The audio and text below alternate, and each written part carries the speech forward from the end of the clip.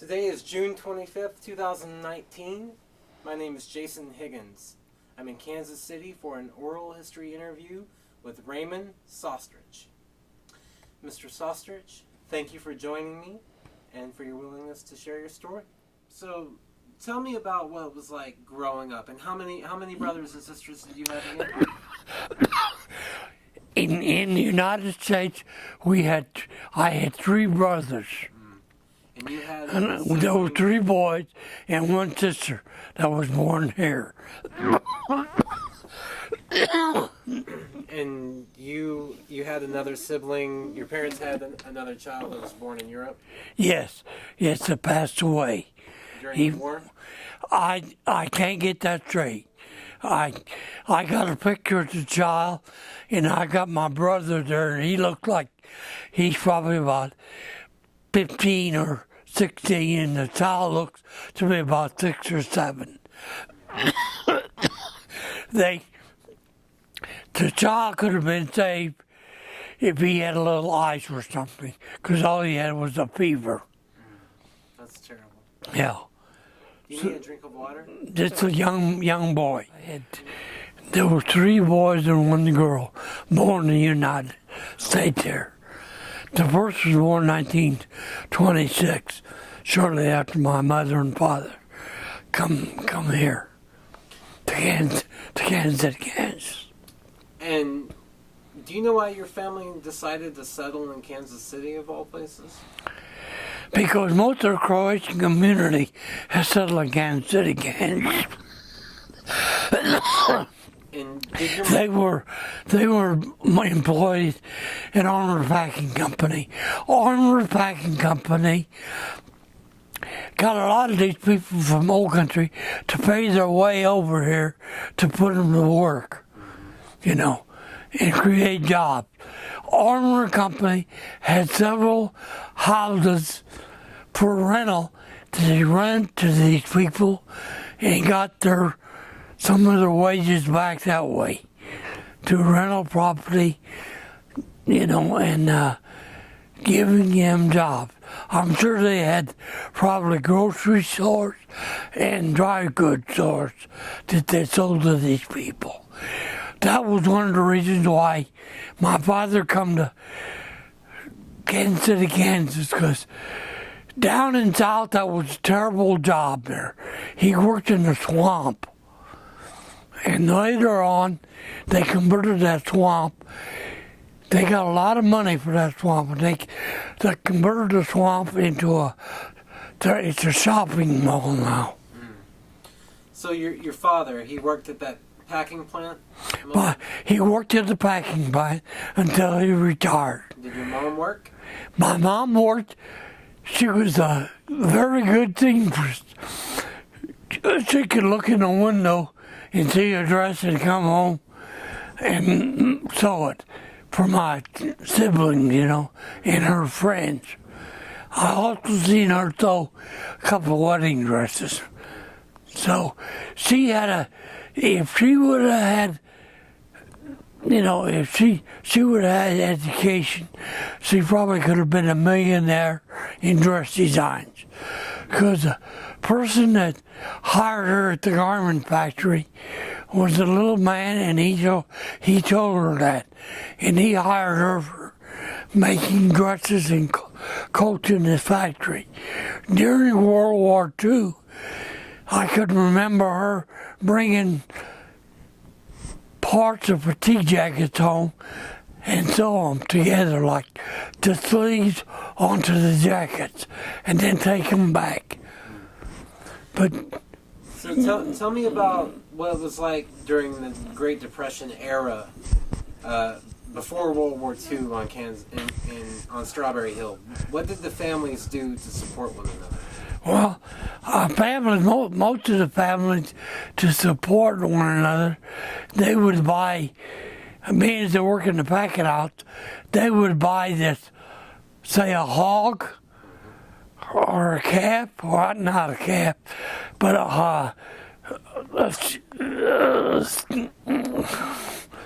what do you call a cow? A That's fine. A bull? But a bull, and they would butcher it up and divide the meat up. And most of the people on the hill had smoke houses, and they smoked the meat and then prepare it. And a lot of some of the churches were giving away food during the Depression.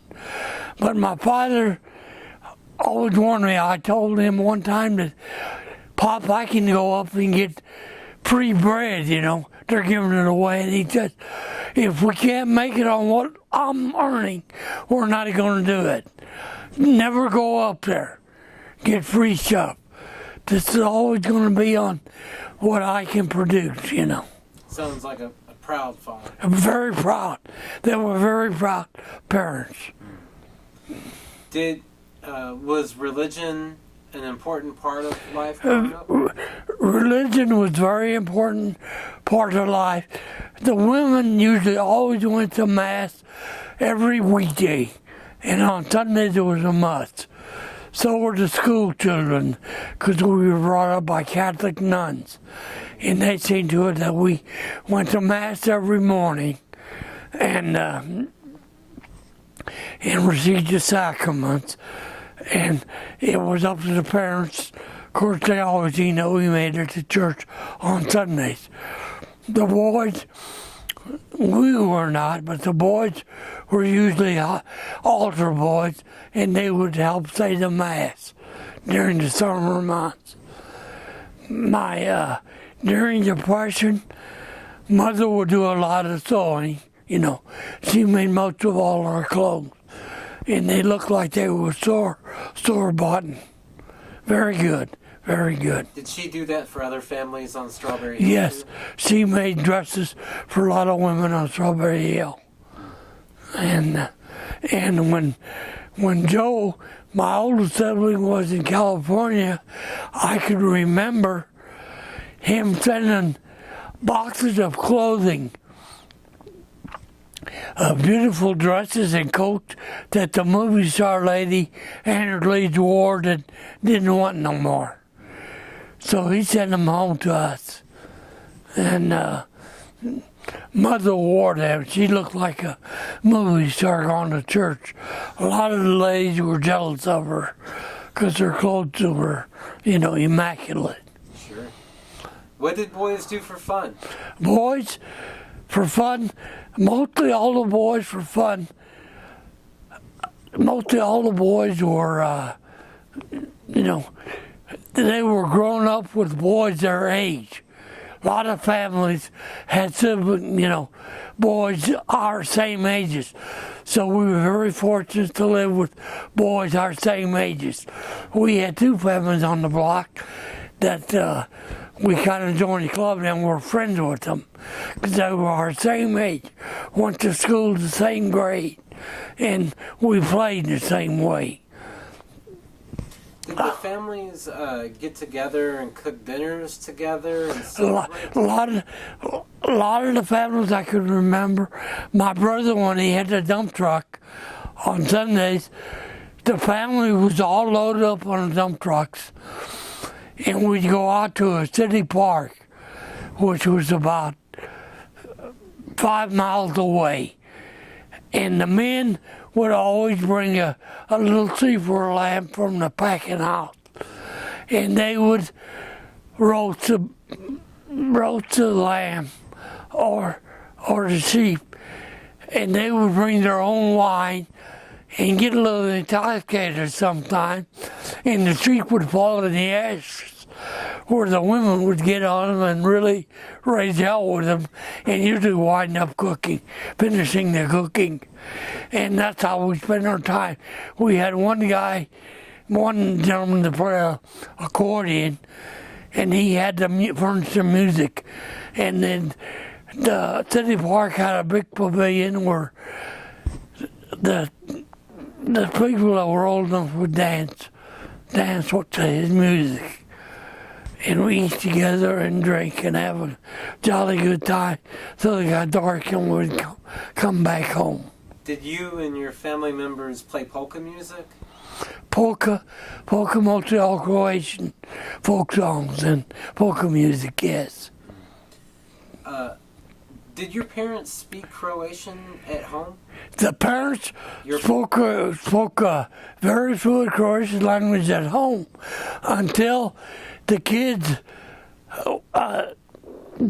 come home from school and would learn them English.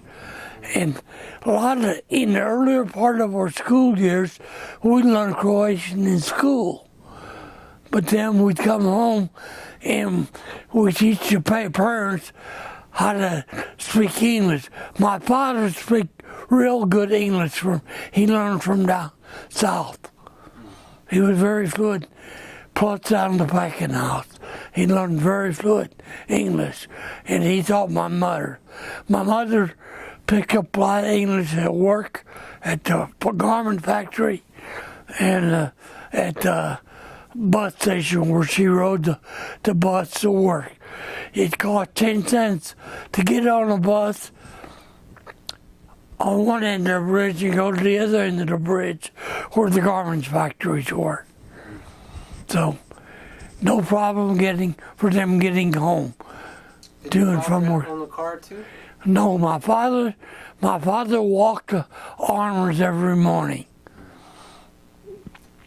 And a lot of people, my father didn't do it, but a lot of people would stop at this tavern before they got to the packing house, and they'd have a shot of whiskey to warm them up to get across that bridge, which was pretty cold. Had a river underneath it, and a mile away from the packing plant. But yes, but my father, I could remember as a sibling getting wine. You know, we got the grape from a seed salesman. He lived on Minnesota Avenue. I mean, he had his shop on Minnesota Avenue, and he ran the seed factory. And he had his farm. He had a farmland, and a residence was between State Avenue and parallel on 55th Street. He had a big farm there, and I could recall raising grapes there. He raised grapes there. Joe would get the truck, and my father and mother and the three kids would go out and pick grapes. We picked grapes for 25 cents a bushel, or if they picked them, it was 50 cents a bushel. My mother we picked the grapes up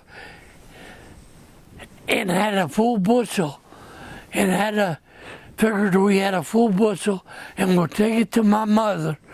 She would put it between her legs and shake the basket, and it wound up half a bushel of grapes.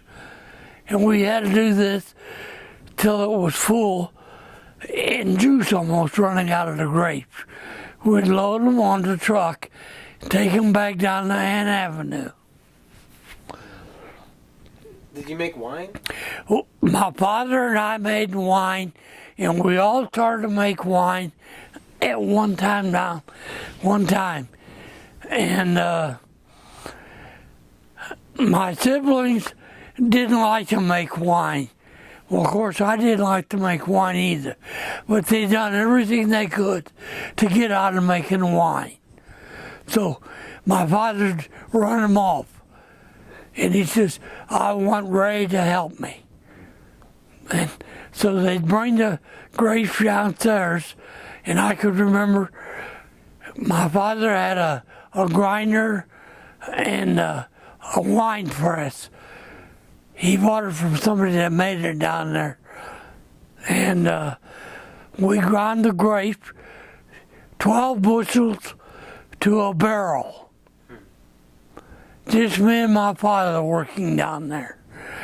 We would let these grapes ferment in the barrel for about 2 days, and then my dad would drain the juice off them, and we put the juice in the barrel. So he worked all the barrels and put new stage on them so they wouldn't leak, and we'd fill this up. And then after he drained the barrels, we'd have to dig down and get the rinds and put them in the press. We'd fill the press up, and then my dad would say, okay, it's full, give it one turn. And that's what I would do, give it one turn. My siblings, to get out of it, would turn it 5 or 6 times. And he'd run them off. He'd say, get out of here, you can't help me. So that was my job. Sounds like you and your father had a special relationship. Yeah, we had a special thing together where he'd say, okay, turn it. And I'd turn it one time. And later on, when it get way low, and we get the mesh way down, I had a big post where I'd go around and turn it one turn. What kind of foods did your family cook to celebrate a special occasion? What? What kind of food? Food? Did your The women usually always cooked. They made nut bread and got the smoked meat out of the smoker. And you'd have smoked ham, or she'd make homemade soup.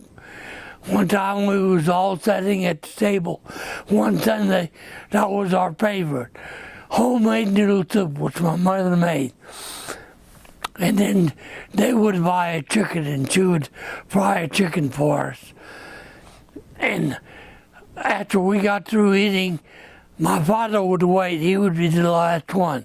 And what wasn't eaten up, he would eat the leftovers, And I was singing at one time at the table. I said, "Where's my little kitty? Where's my little kitty?" And my mother comes to the table wondering, "Yeah, where is your little kitty?" And I said, "It's downstairs." So my mother and I went downstairs, and at the time we had ice boxes. It was just a box and a cube of ice, different weights of ice. And I went down to the refrigerator with her, and I opened it up, and there was my little Mitchka, my little cat, who was damn near frozen in its jello. That was our dessert. So she said, "You're going to eat it anyway." Wow. And that's what we ate. Wow. That was our dessert. What kind of holidays did your family celebrate? Did you have a favorite holiday? No favorite holidays, no. Any Every Sunday for us seemed to be like a holiday. My father would get into his wine on Sundays, and he would have a little bit too much wine, And he would say, "It's 6 o'clock, it's time to go to bed." And my mother would sit and he got in bed. We had two double beds joined together, and on these beds, my father was on the outside and my mother was on the outside. And in between were the siblings. My sister Imogene was next to my mother and Tony next to her. The baby, which was Eugene, was next to my dad, and I was next to Eugene. And that's the way we slept on these beds. And a lot of times,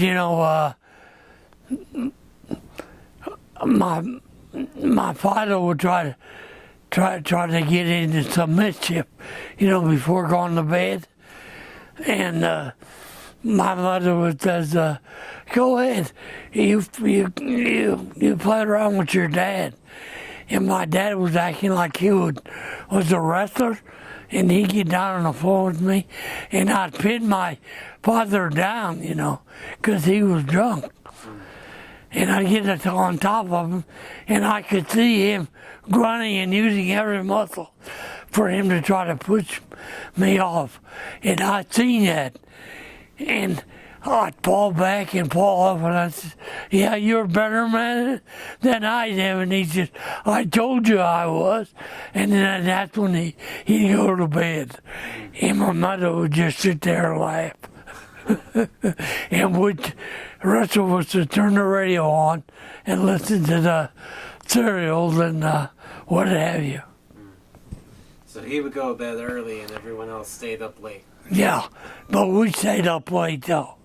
7 or 8, whenever it was time to get ready for school the next day.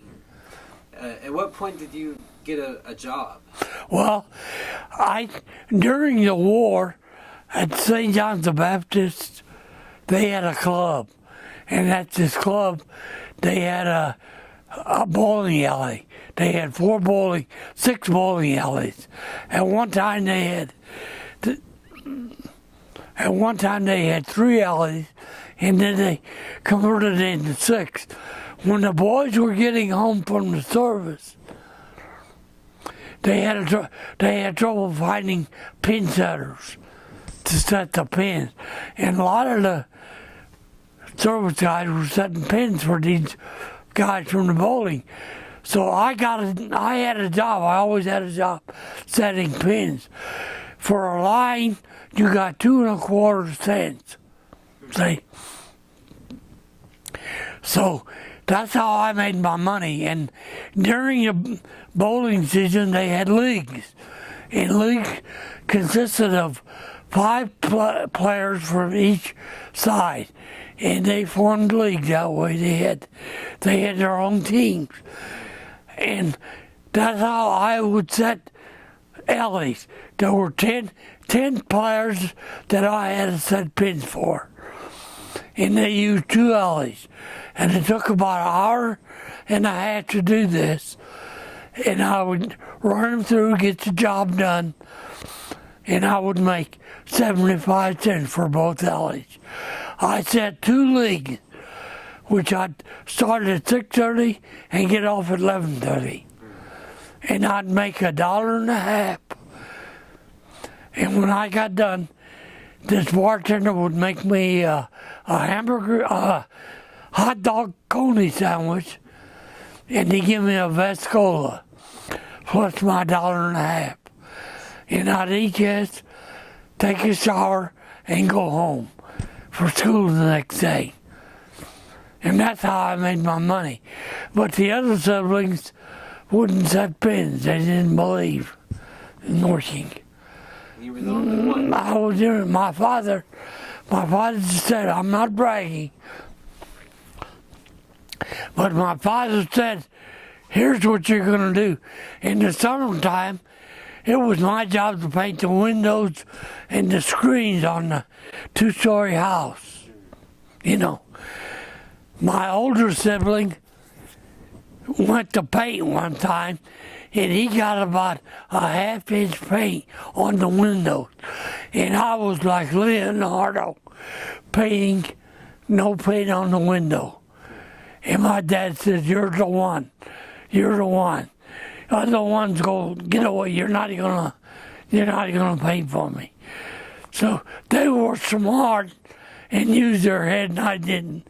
My summer months was spent painting windows and screens. A real bad color green, dark green. I remember that. I'm going to pause for a minute. So before the highway construction that tore down a lot of the neighborhood, what do you remember about the neighborhood? Well, the neighborhood, a lot of times we'd get together with our, how do you say it, with the kids our age, And on the other side of the viaduct, they had a great big field where we got to play baseball over there. In the summer months, we spent time playing baseball down there. And we'd always have enough people to form a team, or two teams to play. And one time I do remember we had some colored boys. They lived on the other side, and they wanted to come play. And we said, sure, you could play with us. And I was preaching one time, and this colored boy just wouldn't swing at anything, you know. So I got kind of a little mad at him, and he come out towards that pitcher's mound and trying to get in an argument with me. And my younger brother, Eugene, was catching, and he threw me a baseball bat.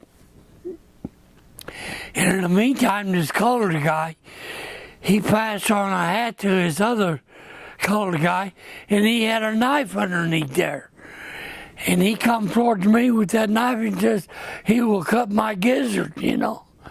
And I pushed up my shirt, I had this bat, and I said, I'm telling you, you take one step towards me, and I'm going to hit you right in the head with this bat. And I would have. My brother was scared to death. He thought really I was going to hit him. If I would have hit him with that bat, I probably would have killed him. And the little colored boy says, no, I don't want no trouble. I just got out of reform school. I don't want no trouble. So they left, and they never did come back.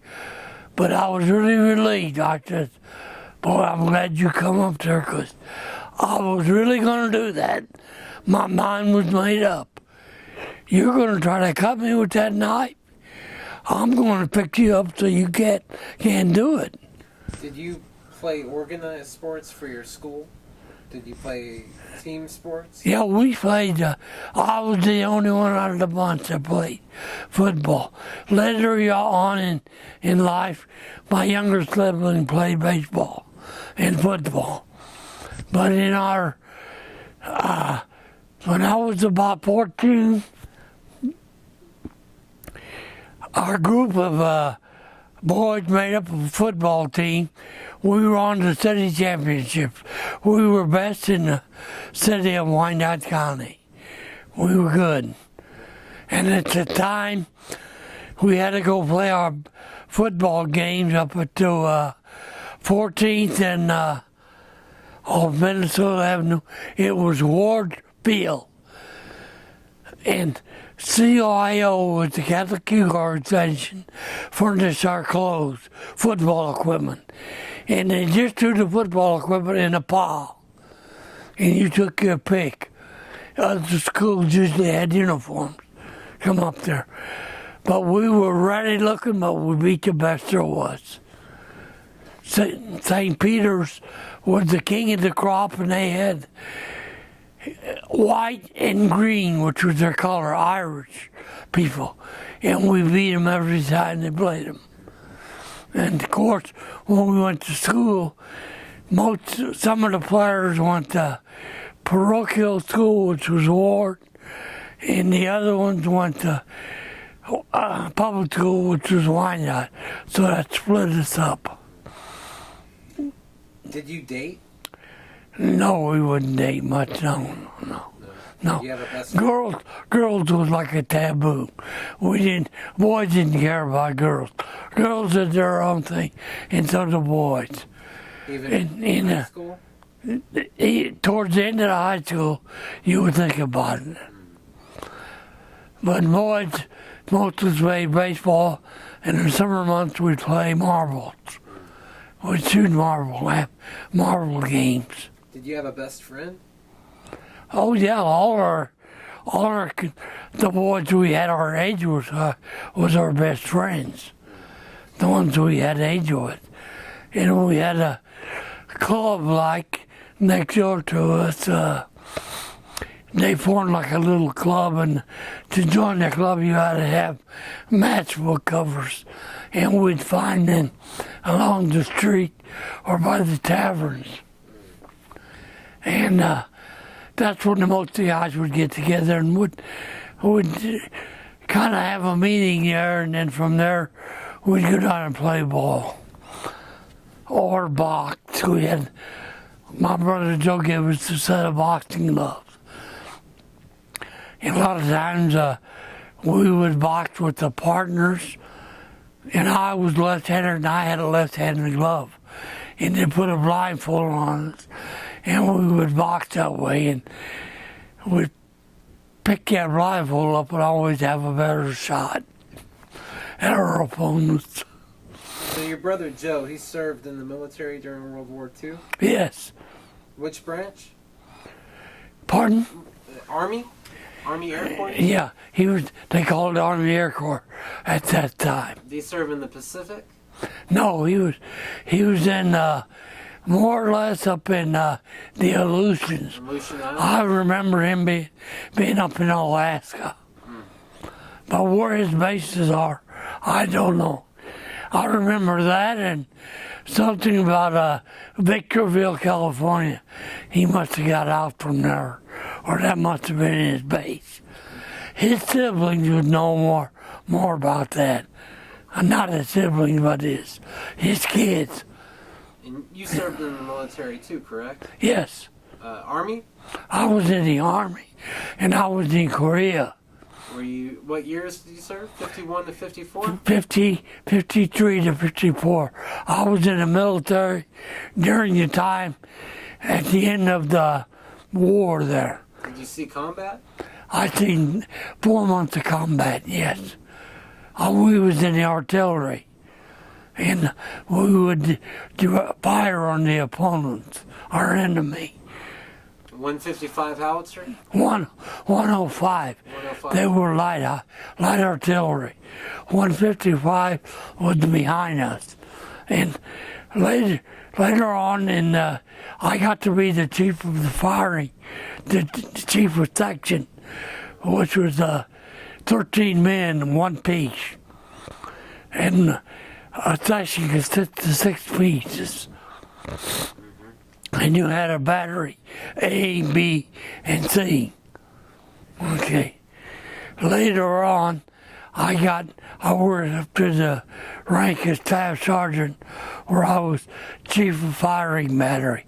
I was chief of 6 weapons.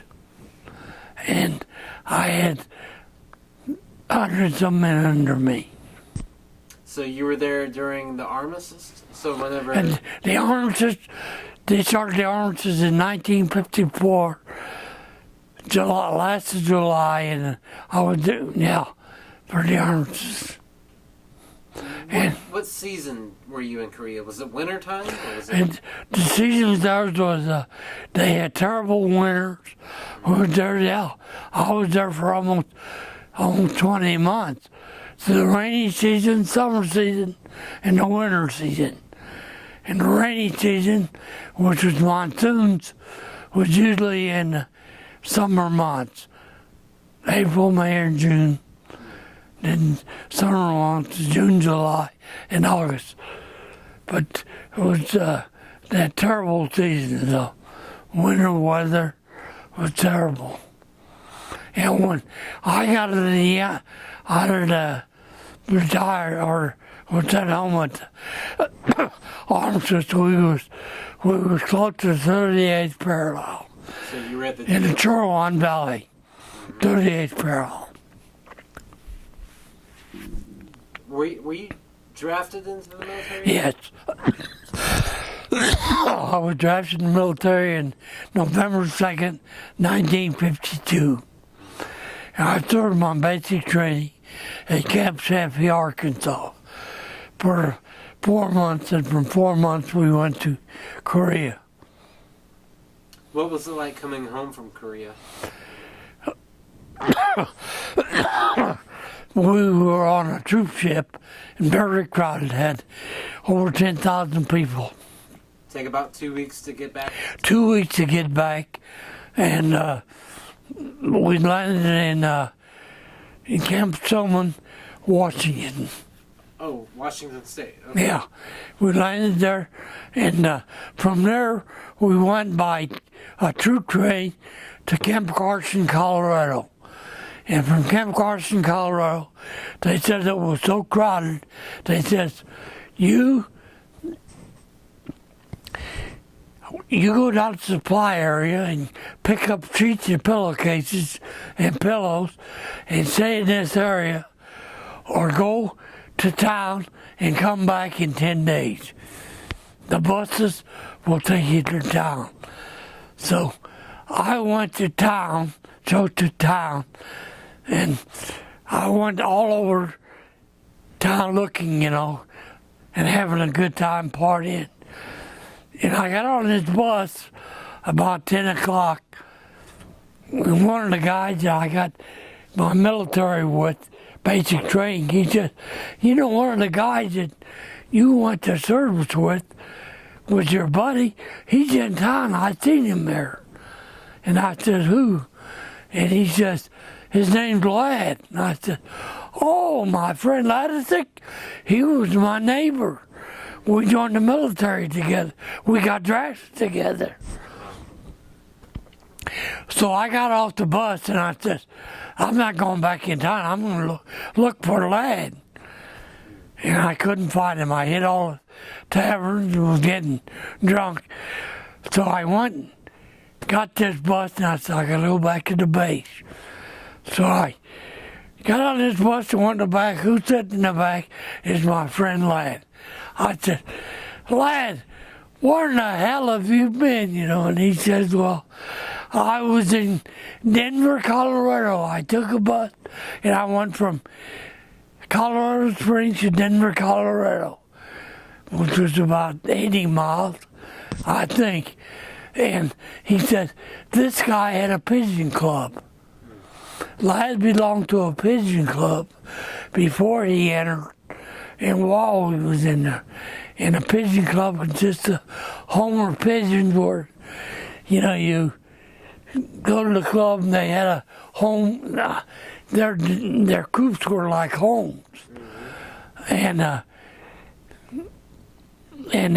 they would send messages probably to Kansas City, and they come back with the message, That's the way they done things. But we found out when we were taking basic training that the first time we went to town,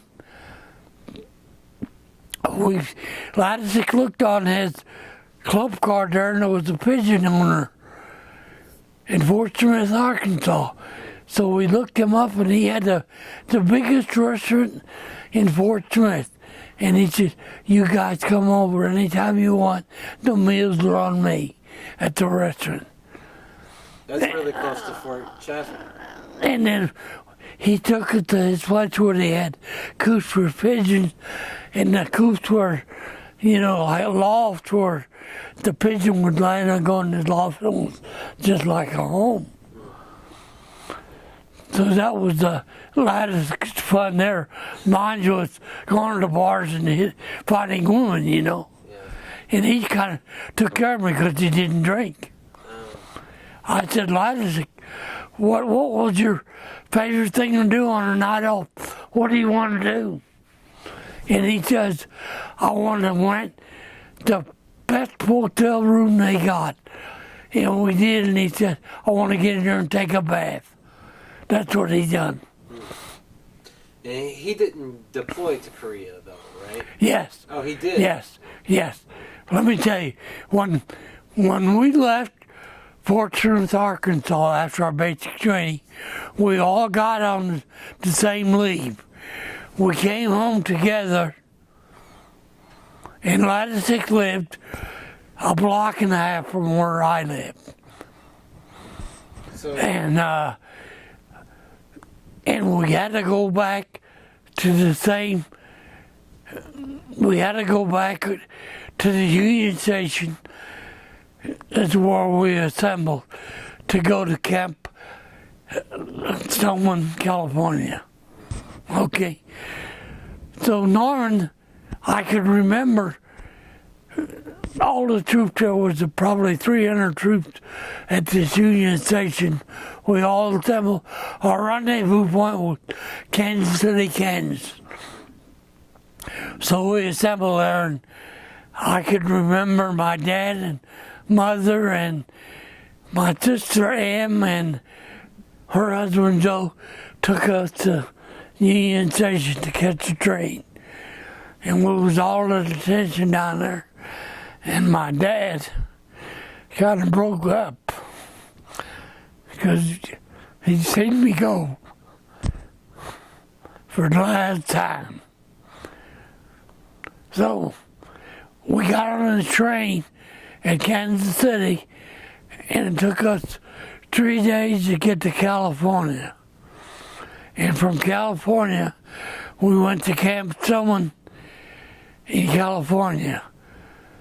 How did your dad feel? I know that he was conscripted by the military in World War I. Did you ever talk about your experiences in the war together? Not too much. We just wanted to go over to Korea and get it over with and come back home. But while we was in Camp Tillman, at nighttime, they wrapped a towel around the foot of your bed to get you on KP. And I had KP once and burned my hand, and luckily I got off. So my buddy Norman Ladisick was picked for KP for this big bath hall the next day. And I got up in the morning and told Ladisick about it. I said, I'm going to get up in the morning and take care of it. So I took that towel off his bed and put it on another bed, 2 doors down from him. And you could hear this guy coming in the morning. You're on KP, get up. And this guy said, well, I'm not on KP. He said, the hell you ain't. Your towel is there. So they took him. He says, I don't want to hear no more. Get ready for KP. So he got his crew together. And Ladisick and I woke up right after KP, and I said, this is Sunday morning, Ladisick. We got a day off. So we went to church, and after church I said, we're going to jump this fence because they can't do nothing to us. They're gonna already ship us overseas. So we did go under the fence, and we rented some horses. We met 2 girls over there. They were in the U.S. military, in the Army, and we got these horses, and we drove all day Sunday. We rented them and come back. The next morning, we got all our gear together, and they put us on a ferry boat. You couldn't move. You know, you was cropped. You had your duffel bag between your legs. Ladisick and I and all the troops went on this troop ship. It was a USS Meigs, and they took us to Japan. Yokohama, Japan. And Ladisick and I was the same bunk beds up in lower, and we landed in Yokohama together. We was in the same barrack, Camp Drake. Ladisick was on bottom and I was on top. And we went through some training, got new clothes there and everything, all ready to go to Korea. So what rifle did you carry? They took us, they gave us all new equipment, from the rifle to the clothes. You remember what you carried? Yeah, M1, M16. M1, they call it M16 rifle. So we put that back in our barracks, and we was roaming around outside the Camp Drake out of the barracks. At one time they were Japanese military barracks during World War II war. So I seen this guy walking around the barracks, and I said, what the hell are you doing around here? He had a knapsack full of rocks. And he says, I got caught going over the fence that night. And they caught me and brought me back, and made me do this for 2 hours, walk around there. So I told that guy, I says, hey, you're not much of an outside guy, but you're coming with me. We're going across that fence tonight. So sure. Were you trying to run away? Or? No, not trying to run away. Just go meet the people, civilian people. So we soon as the dawn come, you know, it was dark. We looked on the other side of the fence there, and you could see all kind of flashlights and lights lighting up. It was Japanese civilians. So by the time them lights went off and it got dark, they had Japanese military guards. They didn't care whether you left or not, because there was so many. And here come like a stampede. GIs with boots, blankets, sheets, whatever you name it, you know. They had it for the civilians. And the civilians took us to their little hut there and supplied us with women or food or whatever we wanted. Lattice called me up and he said, hey Ray, come here. And I said, I went to his thing there and I seen a little girl there. And he said, look at her. And he said, what do you see? And I said, well, I see a girl here in khaki shorts, army shorts. So what? And he said, that's what I wanted you to see. So I went back to my little place there, and I stayed all night. And I don't know what that has done. And then we went back to the base, never got caught. The next morning, fall out of the temple, we get on the train, took us down to Yokohama, took us down to a ship, and we got on the ship and landed in Busan, Korea. Busan, Korea is where Lattice and I parted. They took me up to it was the 2nd Infantry Division. They took me to the rear echelon, and that's where I went, and Lattice got thrown up. He went, I don't know where he went, but he wound up with 40th Infantry Division, and I wound up with 2nd Indian Head Division. And from there, I got transferred to 37th Field Artillery Battalion. Was this after MacArthur got relieved? General? After he got relieved. They relieved him because they thought he went too far. Interesting. So during your time in the combat zone in Korea, what was most challenging for you? Well, getting up in the middle of the night and firing, you know. And in the morning, a lot of times we would fire, they call it white phosphorus, which was smoke, and this would ground a barrier for the infantry or engineers up in front, planting mines or communication systems. It's a great responsibility, isn't it? It was, but it wasn't, you know. It was part of your job. You had to do that. I didn't take it as a big responsibility. Well, I mean, the safety issues involved with artillery and not hitting friendly troops. Yeah. That could have been because when I first got to 37th Field Artillery Battalion, they said there's a red alert.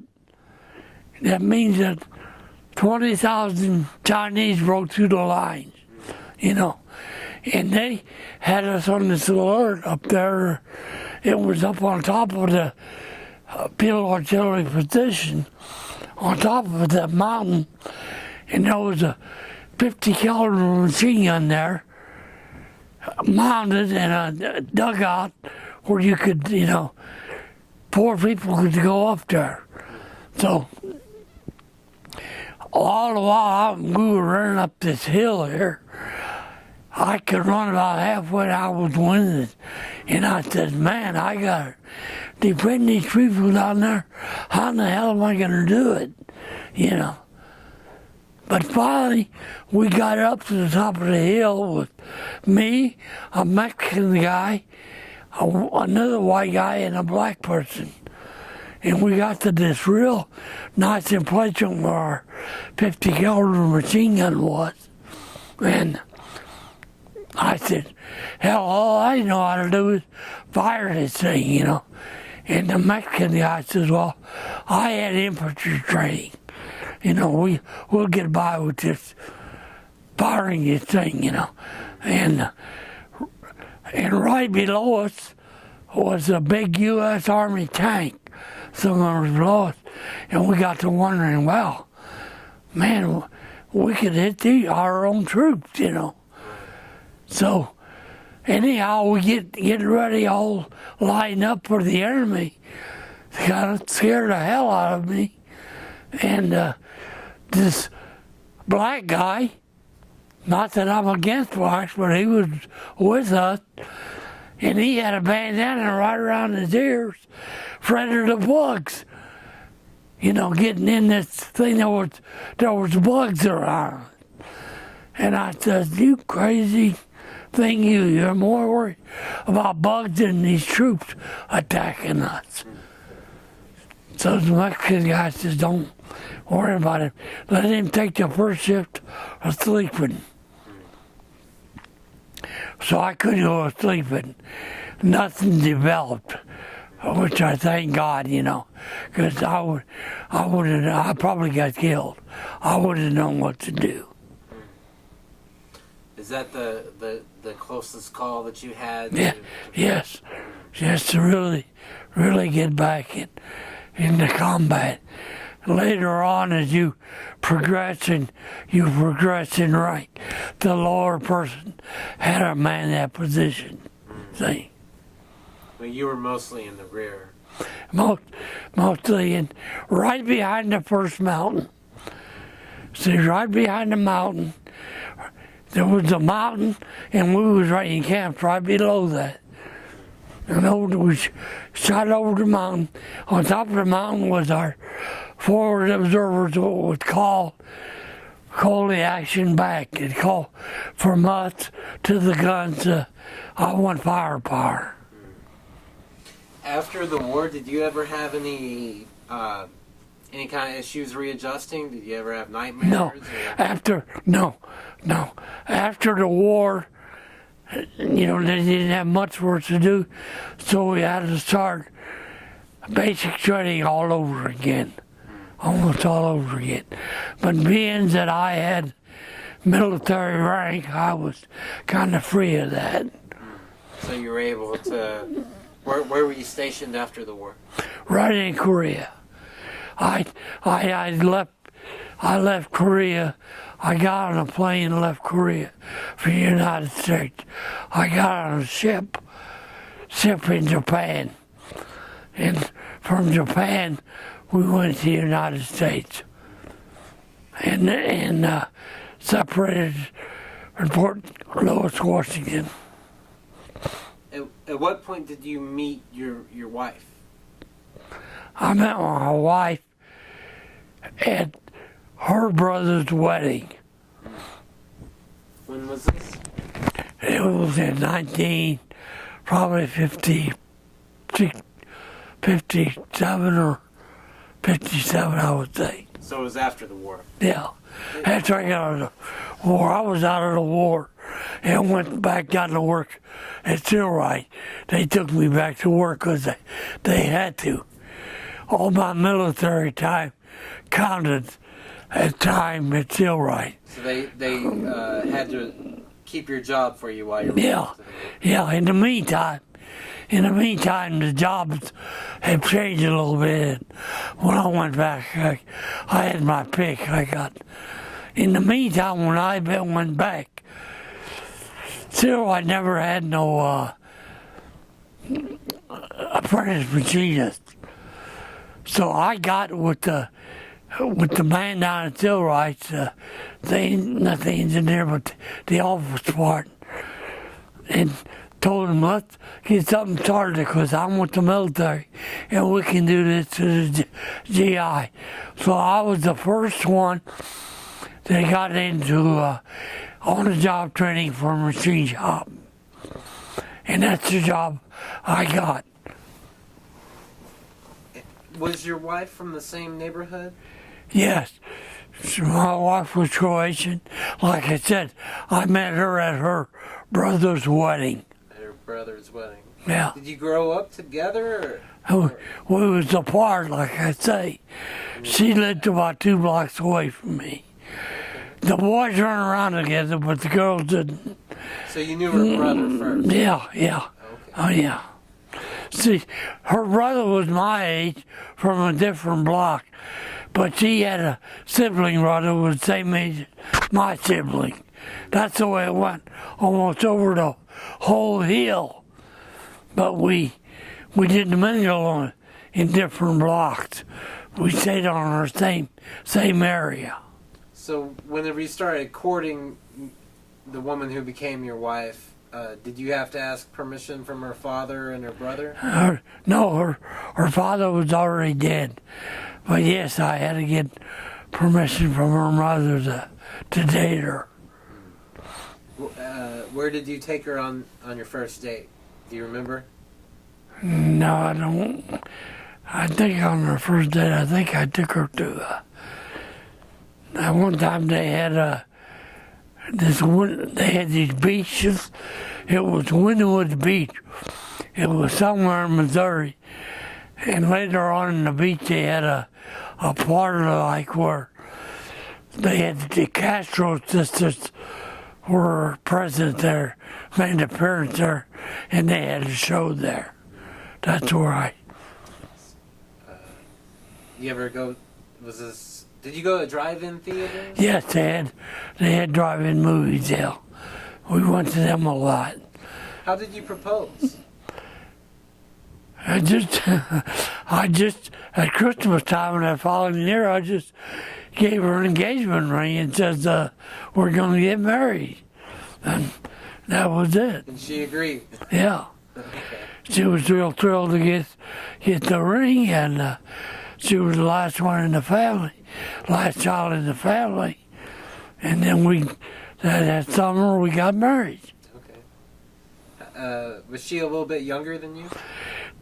Almost 3 years, 2.5 years younger than I. And how many children do you have? We have 3 children. 3 children. Two girls and a boy. How long had it been before you had your first child? Well, it was, let's see, I got married in 1957, and first child was born in 1960, but she had a miscarriage in between. And then I don't know how the children come, but she had 2 miscarriages after that. So we really would have had probably 6 children. That's hard on a family. The last one was almost 4, and there was a little boy. And she lost that in about, I think it was 67 or 66. How did your family cope with that loss? It was pretty hard on both of our parts. I can imagine. But not too bad because you already had 3 little children. Sure. So you had a very full family. Yeah, I had a young family. See, by the time all of them died, my family was still young.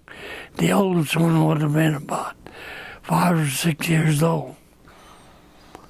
And in 1960, that's when I got with her cousin to build our home. It took 3 months to build the home, and that's where we reside to this day. I've been in that home since 1960, middle of 61. Wow. Did you get a VA home loan from your time in the military service? No. No, it's fortunate that we both worked from the time we bought this home, and we had a little money saved. What did your wife do? She worked as a solderer in an electronic outfit that made walkie-talkie for the government. Wow, that's a good job. Good job. She worked there until we had our first child. And this is after part of the Strawberry Hill neighborhood has been torn down, right? Yes, yes. How did that construction project change the neighborhood? What happened to the families? Well, the families, most of them had to move away from the hill. They had siblings, and they either moved in with their kids, or they bought their own homes, you know. Try to buy a home close to the hill. Did they continue to come back afterwards to church, to mass, to family reunions? Did a lot of the family stay together? Well, the families that were close to it, they did stay together all the time. A lot of times they took their sons and daughters, took them in with them, and then they go to mass and church together. And you raised your 3 children in this community? No, this is our present home work. Out at 72nd place. Did you continue to go to mass?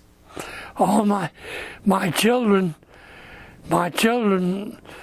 were raised and graduated from St. John's Baptist School.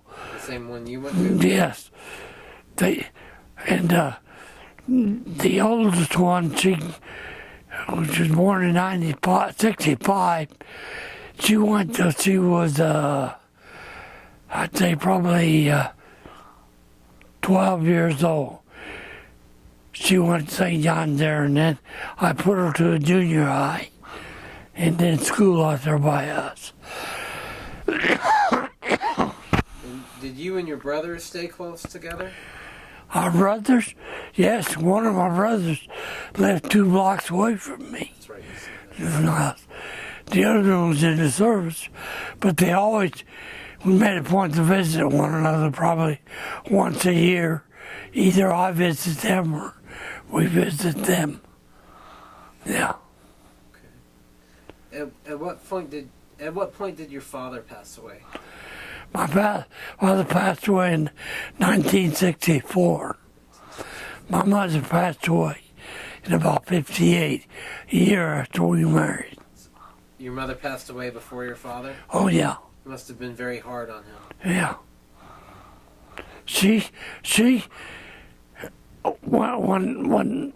When my father left the hill and they bought this house, 3125 North 54th, that was close to the church and grocery store. I lived with them for about a year till I got married. Then we had to move out. And my niece and nephew lived with my father. They lived in the house till my father passed away about in 65. And they lived there until, I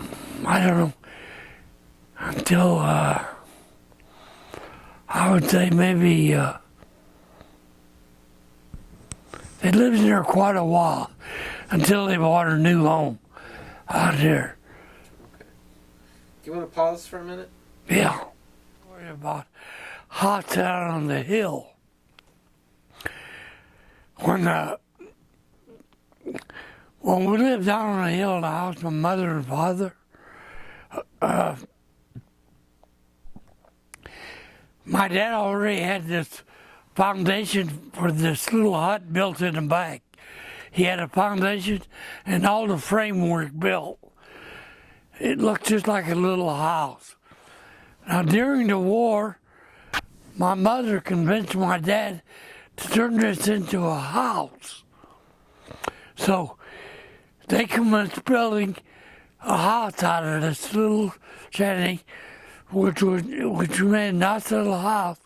It had a living room, one bedroom, a kitchen, kitchenette, and like a bathroom for a shower and a stool. And we had people live in there until, you know, they rented that. They rented that, and they rented the upstairs of that house upstairs. They were making pretty good money until after the service. And someone lived in that house till my father and mother moved, and my youngest brother lived in there till they tore it down. So when they tore both of the houses down, they said, "You're not going to get nothing for that house in the back, because you could just have one house on a lot, and that's considered a house." So we didn't get nothing for that. But Lida, which is Eugene's wife, her sister lived in there until they tore it down. Her sister and husband. Very, very nice living. Tell me, what does Strawberry Hill mean to you? Strawberry Hill, we still go down there and visit once in a while until my health went bad. I used to go down and visit on Strawberry Hill, a little tavern called Brett's. It's on 6th and Elizabeth, or 5th and Elizabeth. And I used to meet my friend Paulie, which is I grew up with. He was my brother's friend also. We grew up, and we make it a point to visit each other every 2 weeks down there. Him and another friend of ours. We meet down there. And I'm going to resume doing that. This Friday coming, he's got a surprise. My friend Paul has got a surprise birthday party down there, and we're going to meet there. Okay. And eventually go back down to Brett's and have our regular party there. What are some things that values that you had as a child growing up in Strawberry Hill among your generation that you wish that your grandchildren still had? Yeah, well, one of the traditions down there was that the Strawberry Hill down there, they raised an orchestra and dance team of, probably about 60, 70 people. And they got to be real good. And from there, my brother Eugene was one of them. His daughter and son was in this orchestra. They played the instruments. And they went to Yugoslavia 2 or 3 different times, the whole unit, to play for them and visit their relatives over there in the place you're worth. And my brother Eugene, he knows all about this. Or my dad still had a brother that lived over there with cousins, and we had cousins over there. I have never went there. You've never gone? No, I have never gone there. You mentioned something earlier, and I wanted to ask a question about it. One of your brothers changed his last name. Do you know why? I think he changed his last name from Sarah. He was the oldest sibling that come from Europe, because he was working with this movie star, and I don't think that name Sostariches, as they pronounced it at one time, went over very good. And my mother and father wasn't very happy with that. And I had one brother that was younger than me, was a pretty good boxer at the time. And at that time, they was going to make a professional out of it, because he won the Golden Gloves. And he he got into a little mix-up where he had to go into the service. And that's what happened. But he used the name Shirley while he was boxing too.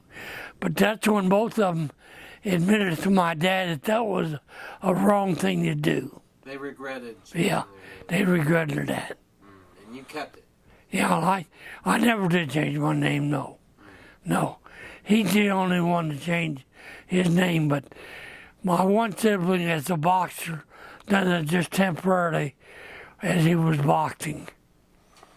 Do you know any phrases from the old language? Do I remember any? Talk very little. Very little. Very little. Because they've been gone so long. But I used to be able to talk a little bit Croatian with them. Yes. That is kind of almost phased out now.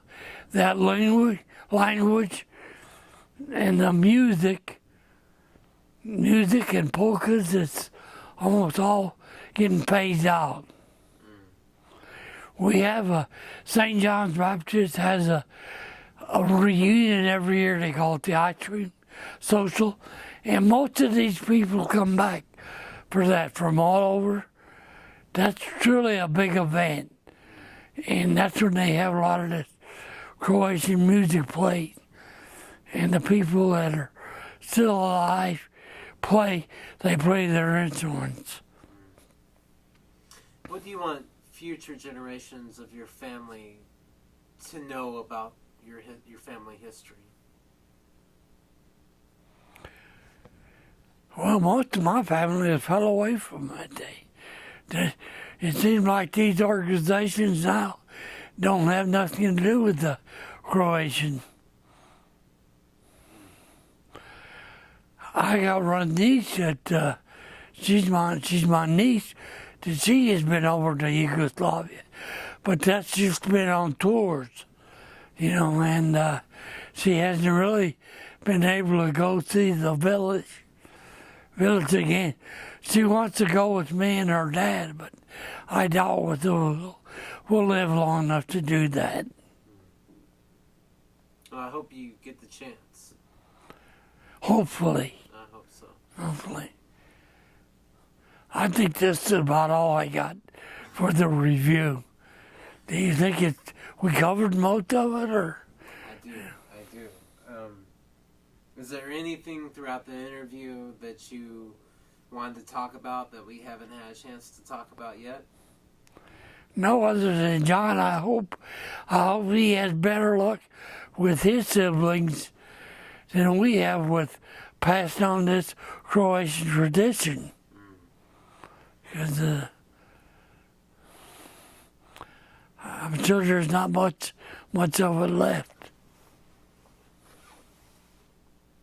I have one final question. How do you want to be remembered by your family? Maybe remembered by my family? How do you want to be remembered? Well, I want my family to remember me as a person that wanted to go back to the old country. I was too old to do that. Afraid of my health not holding up and my medication, and visiting, and I regret to just say, visiting with my relatives down in Baton Rouge, Louisiana. There's no communication there at all. So you have some regrets about that? And I do have regrets about not going down there and visiting and talking to them more. That's it. Well, Raymond, I want to thank you for sharing part of your family's history with me. It's been a real honor and a real pleasure. Well, hopefully this really helped people. And I'm kind of sorry in a way that I don't have more, but it always seems when the person is here that is from your family that wants to interview you, can get a better knowledge of what's going on. Well, I think that what you've shared with us is It's important, and thank you for that. Well, I think John's going to be happy with this interview, and hopefully I'll get to see John again and his siblings. Thank you.